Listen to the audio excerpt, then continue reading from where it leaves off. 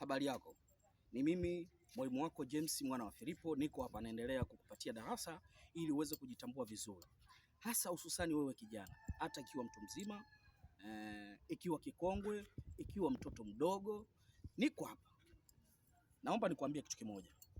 Maisha, sisi binadamu sisi binadamu tuna vision. Tuna vision, asilimia 90 tuna vision. Ila mission tunayo, ila kuifanyia mchakato kufika kwenye vision imekuwa ni mtihani mzito sana kwa kila mtu, hasa Mwafrika. Sasa kwa mfano au naweza nikazungumza kwa lugha sahihi kabisa zaidi, yani malengo, yani binadamu wana malengo, wote wana malengo, lakini ule mchakato wa kufikia malengo yao imeshakuwa ni mtihani mzito sana. Sasa nakupa mbinu ya maisha. Mbinu ya maisha iko hivi: hakuna penye ndoto pasipokuwa na maumivu.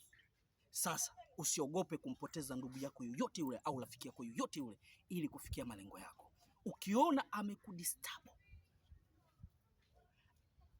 amekuumiza kwenye njia za mafanikio yako, usimruhusu aendelee kuishi kwenye maisha yako.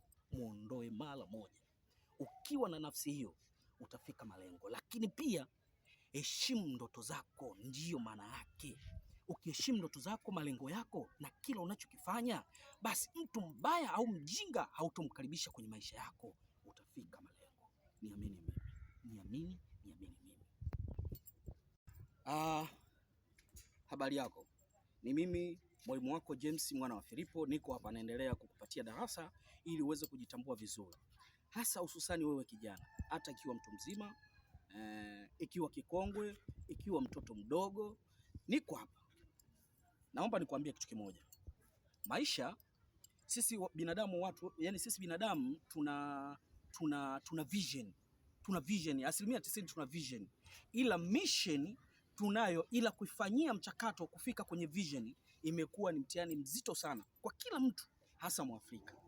Sasa kwa mfano au naweza nikazungumza kwa lugha sahihi kabisa zaidi, yani malengo, yani binadamu wana malengo, wote wana malengo, lakini ule mchakato wa kufikia malengo yao imeshakuwa ni mtihani mzito sana. Sasa nakupa mbinu ya maisha. Mbinu ya maisha iko hivi: hakuna penye ndoto pasipokuwa na maumivu. Sasa usiogope kumpoteza ndugu yako yoyote yule au rafiki yako yoyote yule ili kufikia malengo yako. Ukiona amekudisturb, amekuumiza kwenye njia za mafanikio yako, usimruhusu aendelee kuishi kwenye maisha yako. Muondoe mara moja.